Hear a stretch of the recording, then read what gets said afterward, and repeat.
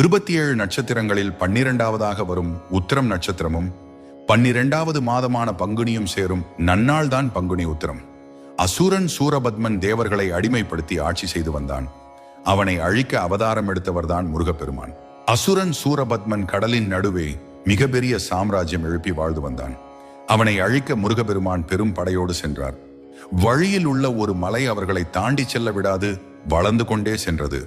அந்த மலையானது கிரௌஞ்சன் என்னும் அரக்கன் அகத்திய முனிவரின் சாபத்தினால் இப்படி இருக்கிறான் என்றும் இவ்வழியே செல்வோருக்கு தொல்லை தருவதாகவும் நாரதர் மூலம் அறிந்தார் முருகன்.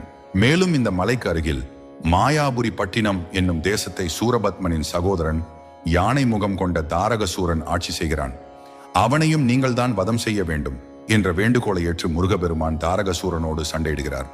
அப்போது தாரகசூரன் முருகப்பெருமானின் சக்திக்கு பயந்து எலியாக மாறி மலையில் ஒளிந்து கொள்ள எம்பெருமான் 27 நட்சத்திரங்களில் 12வதாக வரும் உத்திரம் நட்சத்திரமும் 12வது மாதமான பங்குனியும் சேரும் நன்னாள்தான்